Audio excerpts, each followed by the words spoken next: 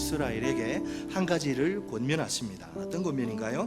너희는 길에 서서 보며 옛적 길 곧 선한 길이 어디인지 알아보고 그리로 가라. 너희 심령이 평강을 얻으리라 하나. 아멘. 이스라엘을 향한 하나님의 마음이 보입니까? 이게 마음이 보여야 됩니다. 사랑하는 자식들을 향한 아버지의 마음입니다. 그들이 잘 되고 행복하게 살기를 바라시는 마음입니다. 어찌하든지 그들에게 좋은 것을 안겨주고 싶어 하시는 마음입니다.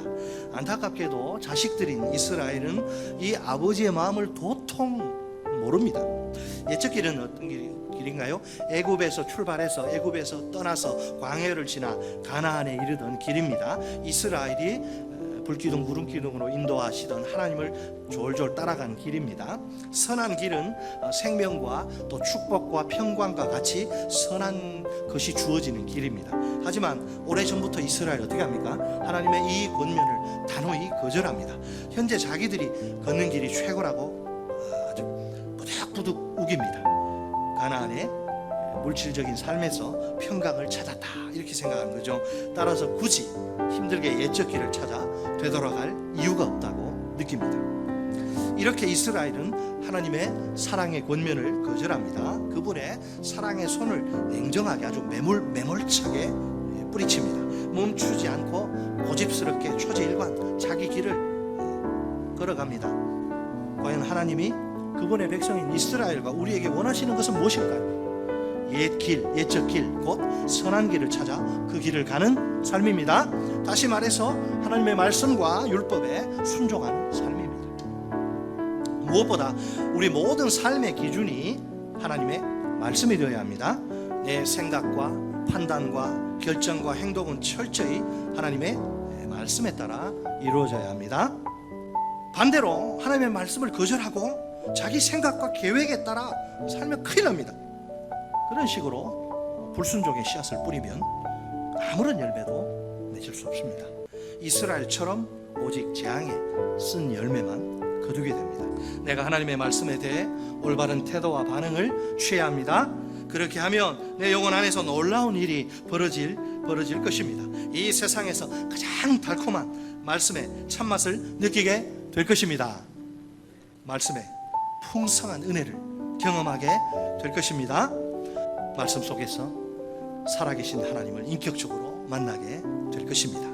하나님의 세미한 음성을 듣게 될 것입니다. 믿음이 점점 성장하게 될 것입니다. 인격과 삶 역시 차츰차츰 스텝 바이 스텝 점점 변하게 될 것입니다. 예수 닮은 모습으로 지속적으로 내 영혼이 성장해서 영적인 어른이 될 것입니다. 마침내 하나님의 말씀에 기쁘게 억지로가 아니라 하나님의 말씀에 기쁘게 순종하는 삶을 살게 될 것입니다. 말씀에 대해서 내가 올바른 태도와 자세를 취하면 이런 놀라운 역사가 일어날 줄 믿습니다. 이게 사람의 말이 아니라 하나님의 살아계신 하나님의 말씀이기 때문에. 자, 우리가 누구예요? 우리는 하나님의 백성입니다. 하나님은 우리가 어떤 길을 걸어가야 좋을지를 정확히 아십니다. 그래서 옛적 길, 곧 선한 길을 가라고, 그 가장 좋은 길, 베스트의 길을 가라고 권면하십니다. 하나님의 말씀에 순종하는 삶을 살라는 것이지요. 하나님의 백성인 우리에게 순종은 곧 생명입니다.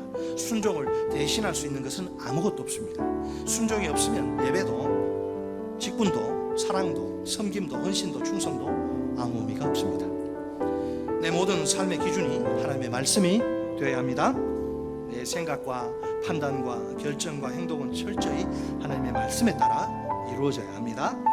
하나님의 말씀을 이스라엘처럼 하나님의 말씀을 거절하고 자기 생각과 계획에 따라 사는 절대 금물이에요.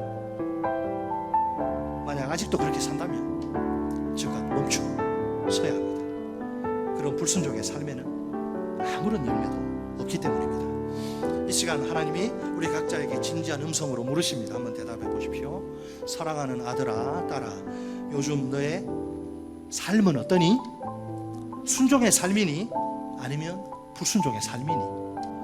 마지막으로 우리 다 함께 한 목소리로 이렇게 외쳐볼까요? 제발 옛적 길로, 선한 길로, 순종의 길로, 생명의 길로, 축복의 길로 가라.